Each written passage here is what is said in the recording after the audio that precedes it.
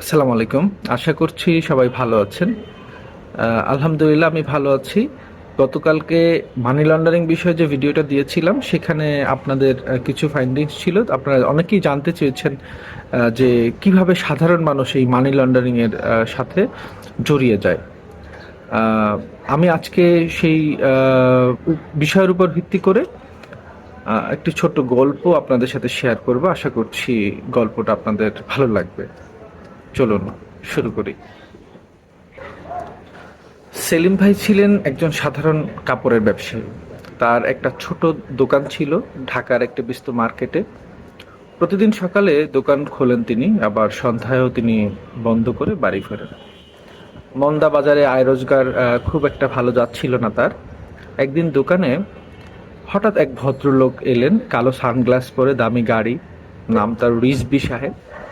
তিনি বললেন, সেলিম ভাই, আপনার দোকানটা ভালো, একটু সাহায্য করলে আমিও আপনাকে সাহায্য করব। আপনি শুধু আমার কিছু টাকা দিয়ে কিছু কস্টিউমাল ইনভয়েস বানিয়ে দিবেন, আমি বলবো আপনি আমার কাছ থেকে কাপড় কিনেছেন। সেলিম ভাই একটু চমকে গেলেন। মানে, আমি তো আপনার কাছ থেকে কিছুই কিনিনি, এরকম বললেন। ও কিছু না, এগুলো আসলে সিস্টেমের খেলা, এটা বলছেন রেজবি সাহেব। আপনি শুধু ইনভয়েস দেখাবেন যেন আপনার কাছে আমি কাপড় কিনেছি, আপনি শুধু কমিশন পান, কিছু টাকা আপনার অ্যাকাউন্টে যাবে, ব্যাস এতটুকুই।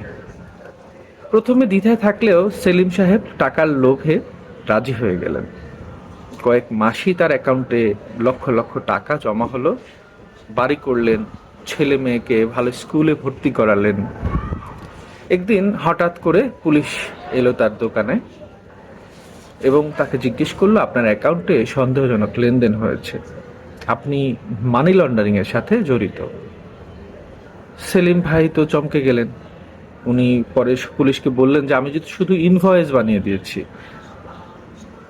প্রত্যুত্তরে পুলিশ বললেন, সেটাই হচ্ছে মানি লন্ডারিং, অর্থাৎ আপনি অবৈধ টাকাকে বৈধ বানানোর কাজে সহযোগিতা করেছেন।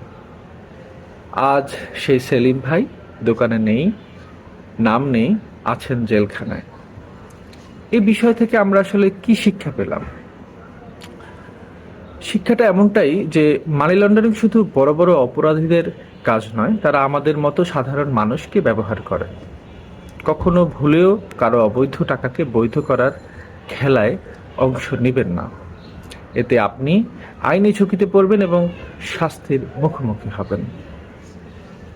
মানি লন্ডারিংয়ের যে শাস্তি রয়েছে, সে শাস্তি কিন্তু অনেক কঠিন।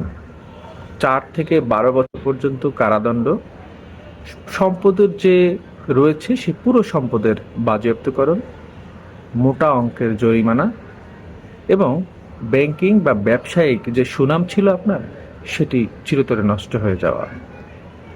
আশা করছি সবাই বুঝতে পেরেছেন। ভালো থাকবেন। আসসালামু আলাইকুম।